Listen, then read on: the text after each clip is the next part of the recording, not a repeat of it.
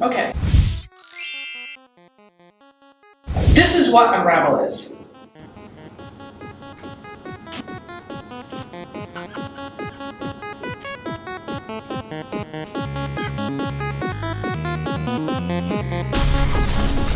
Do you know how many boat-related gifts there are? Tons, between boats, and I'm on a boat! I don't know if there's any other venue that would allow me to tell a really serious city story about why our boat parade was canceled and then take that and turn it around and tell the whole thing in gifts. Unravel brings about a new perspective for Sarasota. Our community is not really known for having a great, big, young professional demographic, but we're here and we're visible and we need content that is related just for us. Being able to get local news that is important and broken down in a way that I can read it quickly in between my lunch break and getting back to the office is really critical to being able to stay engaged in our community.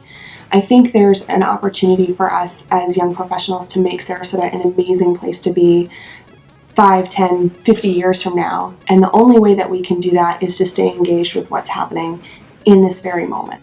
Unravel is important just because it's kind of I think an advocate for younger people in the community. I think there's a lot of things out there for younger people to do in the Sarasota community. I think they're hard to find sometimes, and I think this gives people an opportunity to communicate with other people their same age about things that they care about and things that they're passionate about. Usually I have to introduce myself. I'm the other Zach. It's already rolling. Yeah. You're going to use this B-roll, huh?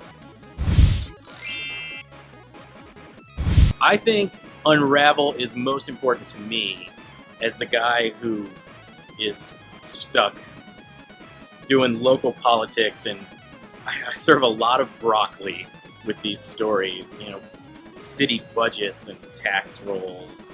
And I think what makes Unravel so wonderful is because it's kind of like a cheat.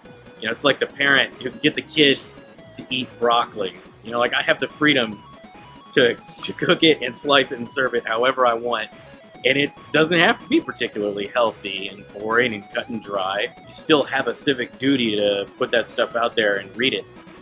And Unravel is very freeing with that. I can make fun of it, of gifs or nonsense or curse words, and people can engage with that more. They don't even realize they're eating my broccoli and learning about city and county government stuff anymore.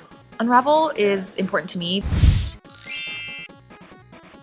because it represents that the way that media is growing and changing and becoming accessible to all of these different audiences, because at the end of the day, the young audiences, the millennial audiences, those are the people who are going to grow up with the news, with our newspaper, with our entity. And I think it's important to make that news accessible to them so they can understand it in their language and keep up with the world, because if it's not understandable, then they're not going to go looking for it.